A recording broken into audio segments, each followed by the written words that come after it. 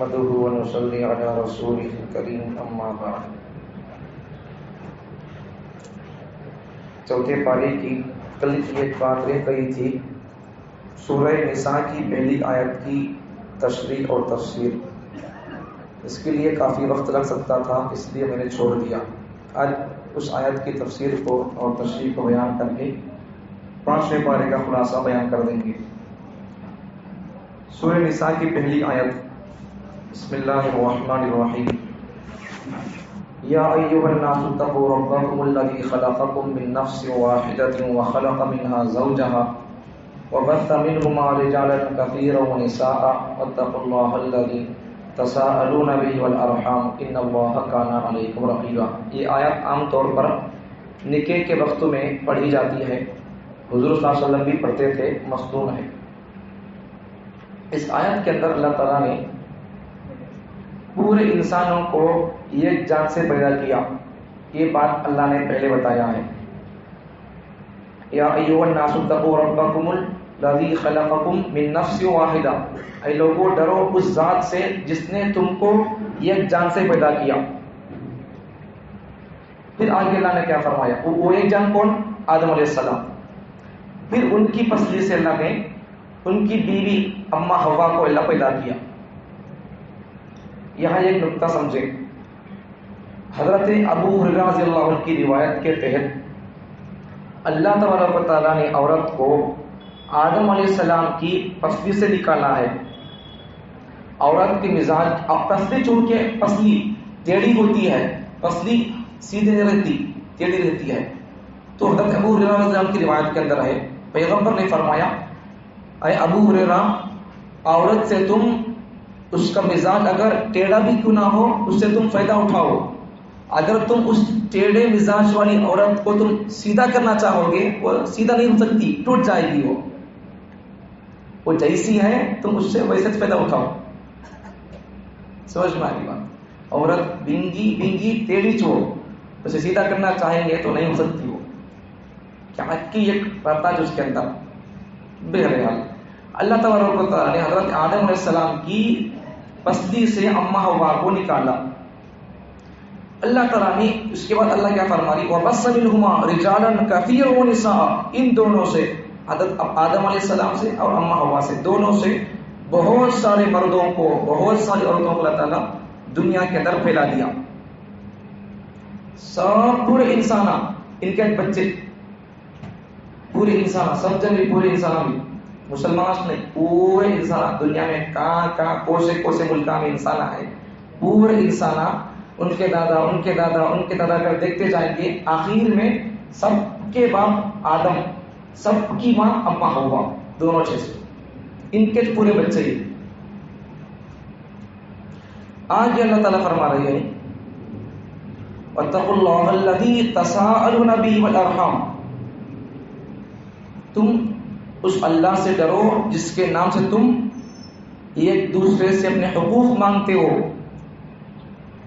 کون تو بھی ہماری کیا تو چیز دے لیا یا ہمارے پاس قرض دے کر واپس نہیں کر رہا ہے تو کیا بولتی اسے میں اللہ کا واسطہ دے تو پوچھتی، اللہ کے واسطے دے رہا ہے بھائی، کئی کوئی پیسے کو مرتا تو مجھے اللہ کا واسطہ دیتی ہے، اللہ سے ڈر بھائی، اللہ کا واسطہ دے میرے مجھے.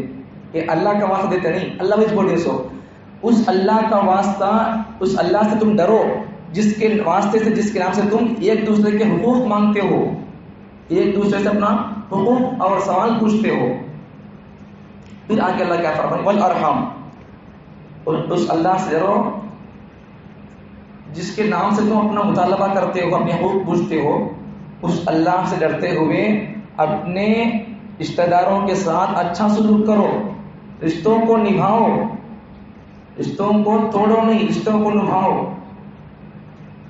رشتوں کے نبھانے کے بارے میں احادیث کے اندر، نبھائیں گے تو کیا برکتیں آئیں، رشتے کو توڑیں گے، قطع تعلقی کریں گے تو اس پر کیا وعیدیں آئیں، وہ بھی سن لیں.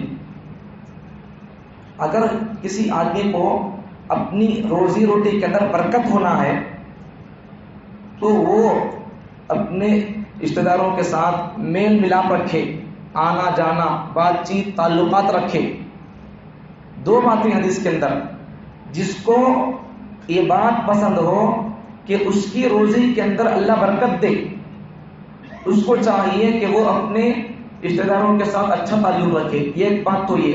دوسری بات، جس کو اپنی عمر کے اندر برکت ہونا ہے، روزی میں برکت ہو اور عمر میں برکت ہو، دونوں میں اگر برکت ہونا ہے تو ایک کام کر لو. دو چیزوں کے لیے اللہ یہ آفر دے رہی، ہم دو کام کریں گے تو اللہ ایک بڑی چیز دیں گے. ہماری ضرورت کی چیزیں دو ہے، عمر میں برکت ہو، روزی روٹی میں برکت ہونا. تو اللہ کی طرف سے کیا حکم ہے؟ یہ کس کام کرنا؟ سو دو چیزیں ہونے کے لیے بھی کیا کام کرو؟ رشتوں کو جوڑ کو رکھو. سمجھ میں آ گئی بات؟ حدیث. اچھا وعید سنو، وعید. ایسے تو بہت ساری وعیدیں ہیں، ایک وعید سن لو کافی ہے. حدیث، جس قوم میں ایک آدمی بھی اگر کسی سے قطع تعلقی رکھ کر ہو، کسی سے بات چیت نہیں ہے، لڑی ہو گئی، انبن ہو گئی، جھگڑا ہو گیا، بچہ ہو گئی، کیا کی ہو گئی، لیکن لڑنے کے بعد سے اب تک ملا نہیں، اس سے سلام کلام نہیں، بات چیت نہیں ہوئی. بھائی ایک بار دوستی میں لڑی ہوگی بولے تو اب یاد ہے تو وہ یاد آتی رہتی کیسٹ، پوری پہلے کی کیسٹ. ایسا بولا تو مجھے اب گالیاں کیا دے لے کو. جب ویسا اگر پہلے تمہیں دوست پکے تھے، اب بیچ میں لڑائی ہو گئی، تو تمہیں پہلے کے سر کا دوستی تعلق بولتا کلوز رہنے کی ضرورت نہیں، کم سے کم سلام تو کر جاتے رہو. پہلے کے سر کے تعلقات مضبوط کرنا نہیں ہو رہا اب تو چھوڑ ڈالو، کم سے کم سلام تو کرو. یہ بھی نہیں کرتے ہو. چھوٹی چھوٹی باتوں پر رشتے ناتوں کو توڑ لیتے ہیں، ایسا نہیں کرنا چاہیے. سنو وحید سنو، پیغمبر صلی اللہ علیہ وسلم کی حدیث کے اندر یہ آدمی بھی پوری قوم میں، یہ آدمی بھی اگر کسی سے بات چیت چھوڑا ہوا ہے، رشتے ناطے کو توڑ کر رہے، تو ویسا ایک آدمی بھی اگر قوم میں رہے گا تو اللہ تعالیٰ اپنے آسمان سے اللہ تعالیٰ بارش کو برکت اللہ روک لیں گے. اللہ نہیں نازل کریں گے برکت، رحمت، روزی، ایزی، اللہ کی کیا کیا کہ اللہ سب کو اللہ اٹھا دیں گے، پر اللہ برسائیں گے نہیں. ایسی مصیبت ہمارے کئی کو بولو اللہ کی برکت نہیں، سر کا زندگی کیا کرنے زندگی ہو، اللہ کی رحمت نہیں، اللہ کی محبت کی نظر نہیں، وہ زندگی کیا فائدہ؟ جی کچھ بولو. ہمارے بھائی سے بات چیت کیا لڑی ہو گئی تو ہمیں جہاں کو ملیے تو کیا ہوگا؟ ابھی اس کے دل کے اندر محبت آتی. معافی چاہنے سے ہم سمجھتے ہیں کہ میں گر جاتا ہوں، گرتے نہیں. معافی چاہنے والے کی اللہ تعالیٰ عزت کو اللہ بلند کرتا ہے، گرتا نہیں کبھی ان، بلکہ ان اگر دونوں میں کسی میں سے انبن ہو گئی، جو پہلے جا کر ملاقات کرتا ہے، سلام کلام کرتا ہے، تو ان اس کے پاس آپ کو سلام کرنے کے بعد ان کیا بول کو پھرتا، ارے غلطی میری تھی رے بھائی، پھر بھی دیکھو ان کتنا دل توڑ لے کو، اپنے آپ کو کتنا جھکا لے کو میرے سے ملتا ہے. دیکھو ان بھی دوسروں سے جا کر تعریف کرتا اس کی. اب یہاں عزت ہوئی، ذلت ہوئی، عزت ملی. معافی مانگنے میں، معافی چاہنے میں، پہل کرنے میں، سلام کرنے میں اللہ تعالیٰ ایسا اللہ عزت کو بڑھاتے ہیں. اس لیے یہ کرو. اور ایک حدیث سنو، حضرت عقبہ بن عامر رضی اللہ عنہ غالباً ان کی حدیث میں ہے، انہوں نے آ کر پیغمبر سے پوچھا یا رسول اللہ مجھے اچھے کام آپ ان سے وہ بتاؤ. تو پیغمبر نے کیا فرمایا کہ تمہارے سے کون کٹ کو رہتا کہ تم اسے جڑ کو رہو، تمہاری کو کون نہیں دیتا کہ تم اسے دیتے رہو، نوازتے رہو، اور تمہارے ساتھ کوئی ظلم کرے تو تم اسے معاف کر ڈالو، چھوڑ ڈالو اسے، تمہیں توجہ دینا کو، پکڑا لینا کو اسے. سمجھ میں آ گیا؟ تین باتیں بولے پیغمبر صلی اللہ علیہ وسلم. پہلی بات کیا بولے؟ تمہارے سے کوئی تم جڑ رہی، اس سے مل رہی، تمہیں ملاقات کرنی، بات چیت کرنا، ملنا بول کر ہے، لیکن تمہارا بھائی، تمہاری بہن، تمہاری پھپھو، تمہاری خالہ تم سے نہیں مل رہی ہے، تو تم کیا کرو؟ ان سے جاتے رہو، ان کے گھر کو تحفے بھیجتے رہو، اپنی شادیوں میں فنکشن میں ان کو بلاتے رہو. انہوں نہیں آتی ہیں تو تمہیں نہیں جانا، ویسا نہیں کرنا. بولو آن دے نہیں آنے تو ان کی مرضی ہے، لیکن تمہیں تو حسن سلوک کرنے کا کرتے رہو. سمجھ میں آ گیا؟ اس کے تحت اور ایک حدیث سن لو، انہوں آئے توش میں آتوں، انہوں نہیں آئے تو میں نہیں آتا، انہوں محبت کرے تو میں کرتا ہوں، انہوں نہیں کرے تو نہیں کرتا، انہوں شادی کو بلائے تو میں بلاتا ہوں، نہیں بلائے تو نہیں بلاتا. یہ کیا ہے بولو؟ یہ تو یہ رشتہ داری، دوستی، محبت نہیں ہے، یہ لین دین ہو گیا، یہ بیپار ہو گیا، یہ بزنس ہو گیا، تجارت ہو گئی ہے، محبت نہیں ہو گئی ہے، رشتہ داری نہیں ہے، صلہ رحمی نہیں ہے، نیکی نہیں ہے، یہ حسن سلوک نہیں ہے. یہ تو व्यापार تجارت ہو گئی ہے. انہوں تو نہیں کیا ہے کیا تجارت کا بزنس کیا تو یہ ہے نہیں, ایسا نہیں کرنا. انہوں آئے تب بھی آؤ, انہوں نہیں آئے تب بھی جاؤ, انہوں بلائے تب بھی بلاؤ, انہوں نہیں بلائے تب بھی بلاؤ. تمہارا کیا جاتا ہے بلانے میں؟ بلانا چاہیے, ایسا نہیں کرنا چاہیے. بلائے تو بلا تمہیں, نہیں تو نہیں بلاتا. اب وہ بھی ایک مسئلہ, شادی ہونے سے پہلے ایک مرتبہ لگتا دیکھ لیتے انہوں ہمارے کو شادی کو کیا کتنا رکھے کتنا دیے. ارے یہ تو بول رہا ہوں پیغمبر کے حدیث سے پڑھ کر میں, انہوں آئے تو آ تو نہیں تو نہیں, یہ مسئلہ نہیں. آئے تب بھی جاؤ, نہیں آئے تب بھی آؤ. یہ ہے حسن سلوک, یہ ہے رشتہ داری کا تعلق اور اس کی برکتیں. سمجھ میں آگی برکتیں. رشتہ داری اگر نبھاؤ گے تو کیا کریں اللہ تعالیٰ؟ روزی روٹی میں اللہ برکت دیں گے. اللہ پھر دوسری بات, اللہ عمر کے اندر اللہ برکت دیں گے. اگر آپ کی مرضی آپ کی روزی میں روٹی میں اللہ برکت ہونا ہے تو پھر اپنے رشتہ داروں سے جس سے آپ کا تعلق ٹوٹ کر ہے اب ان سے جڑ جاؤ. نہیں تو پھر اللہ تعالیٰ کیا کریں گے؟ دو چیزیں, روزی کی برکت اللہ ختم کر دیں گے, اللہ عمر کی برکت ختم کر دیں گے. مزید اللہ تعالیٰ کی رحمتیں برکتیں ہمارے اوپر نہیں برسیں گے. سب کے اوپر, صرف ایک آدمی کے اوپر نہیں, سب کے اوپر نہیں برسیں گے. وہ ایک آدمی کی طرف سے سب کے اوپر اللہ تعالیٰ رحمت قدر نہیں کرے تو پھر کتنا ہمارے لیے نقصان ہوگا. چھوڑ ڈالو یہ سب بھی. آئے تو آتوں نہیں تو نہیں آتوں, یہ سب بھی کیا بولو, یہ ایک تکبر چاہیے, دوسرا کیا بھی نہیں. اس کے علاوہ دوسرا کیا بھی نہیں, دوسری بات اس نہیں. ملنے میں کیا جاتا ہے, جا کے ملنے واسطے سب تکبر انانیت ہوتا ہے. اس سب کو چھوڑ دو. اللہ کے لیے تکبر سستا سو, اس کے لیے بڑائی سستی ہے. اس کے علاوہ کسی کے لیے میں بولنا میرے سے چلتا ہے بولا, یہ اس کے لیے سچ نہیں ہوتا وہ جملہ. دیکھیں یہاں تک بات مکمل ہو گئی. آگے سنو 5ویں پارے کا خلاصہ. 5ویں پارے میں کل بات بتایا تھا میں آپ کو, 4ویں پارے کے آخری میں اللہ تعالیٰ کس سے نکاح نہیں کر سکتے وہ بتایا. 5ویں پارے کے شروع میں کس سے نکاح کر سکتے اللہ وہ بتایا ہے. دوسرا نکاح کا مقصد کیا اللہ وہ بتایا. نکاح کا مقصد صرف شہوت پوری کرنا یہ نہ ہو, پاک دامنی اختیار کرنا, گناہوں کو چھوڑنا, زنا سے بچنا, یہ نیت ہو شادی کی. نکاح کا مقصد یہ ہو, صرف شہوت پورا کرنا یہ نہ ہو, پاک دامنی اختیار کرنا یہ مقصد ہو. اور آگے اللہ تبارک و تعالیٰ نے مرد کی فضیلت کو اللہ بیان کیا ہے. الرجال قوامون علی النساء, مرد کو اللہ تعالیٰ عورت پر فضیلت کو اللہ بخشا ہے, قوام بنایا ہے, طاقتور بنایا ہے. اس کے دو وجوہات. اللہ مرد کو عورت پر کئی فضیلت بخشا ہے, دو وجوہات. ایک وجہ کیا, اس لیے کہ اللہ تعالیٰ نے عورت شادی ہونے کے بعد عورت کا پورا خرچہ اخراجات پورے مرد کے ذمہ ہوتے ہیں. اب یہ پورا خرچ کرتا ہے تو کیا ہو جاتی ہے, اس کے ماتحت میں آ جاتی.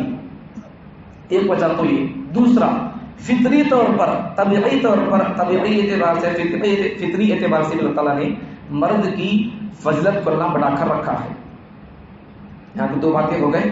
اور آگے بیوی اگر غلط قدم اٹھاتی ہے, نافرمانی کرتی ہے تو اسے کیا کرنا, اس کی اصلاح کا طریقہ کیا ہے اللہ وہ بتایا ہے.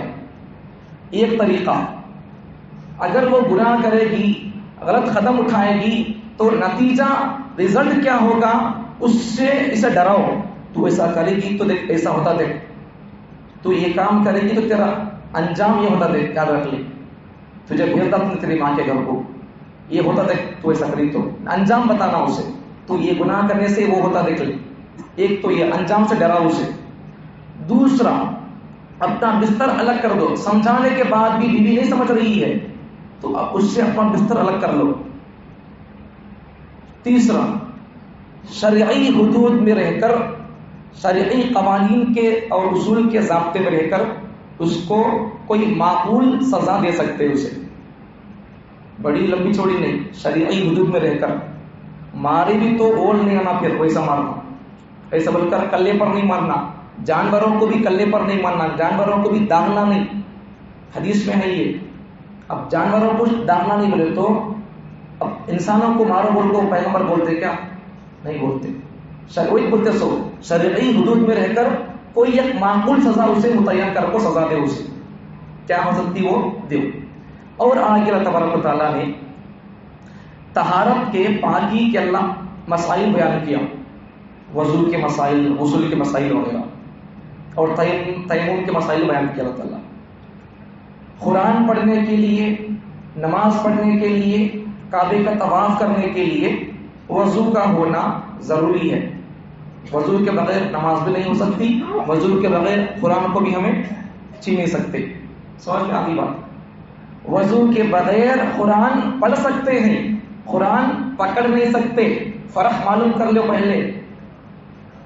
وضو کے بغیر قرآن پڑھ سکتے ہیں، وضو کے بغیر قرآن پکڑ نہیں سکتے. یہ لاجک ذہن میں رکھ لو. اب مجھے سورہ فاتحہ یاد ہے، آپ کو سورہ فاتحہ یاد ہے، گھر کوئے تک سورہ فاتحہ پڑھ لیتے جا سکتی ہے. ہمیں ایت الکرسی یاد ہے، گھر کے تک پڑھ لیتے ایت الکرسی.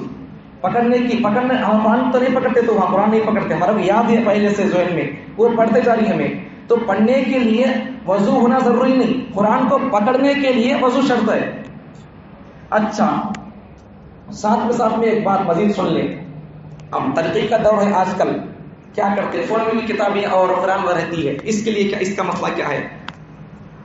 قرآن فون میں اگر قرآن پڑھنا ہے تو اس کے لیے مسئلہ علماء نے یہ لکھا اور یہ بیان فرمایا ہے کہ اگر فون کو دیکھو، فون اب یہ فون ہے تو یہ اس کا کوچ بھی ہے، اور اب یہ فون یہ ہے، یہ کوچ ہے، یہ فون کی ذات میں نہیں ہے، یہ فون نہیں ہے، یہ الگ اس کا جسم الگ، اس کا یہ فون سے تعلق نہیں، اس کا یہ کوچ الگ ہے، یہ فون الگ ہے. آ گیا فون ایسا. اب اس کے اوپر ٹیمپر گلاس بھی ہے، فون کے اوپر تو پوچ بھی ہے، ٹیمپر گلاس بھی ہے. تو ایسی صورت میں پوچ اور ٹیمپر گلاس ہے سو فون کو بغیر وضو کے بھی اس میں قرآن پڑھ سکتے ہیں. جیسا اب قرآن پکڑنا ہے، وضو نہیں تو کیا کرتے ہیں، ہمیں ایسا پکڑ لے کو اٹھا کرتے نہیں، وضو نہیں تو وہ اس کے معنی میں ہمیں اسے سمجھ لیں گے. یہ ٹیمپر گلاس کو بھی، یہ اسکرین ٹیمپر اسکرین کو اور ٹیمپر گلاس کو، کوچ کو اس کے درجے میں رکھ کر، کپڑے کے درجے میں رکھ کر بغیر وضو کے اگر پڑھنا چاہے تو بھی پڑھ سکتے. یہ ہو تو ٹیمپر گلاس اور کوچ ہو تو بغیر وضو کے بھی قرآن کو فون کے اندر پڑھ سکتے.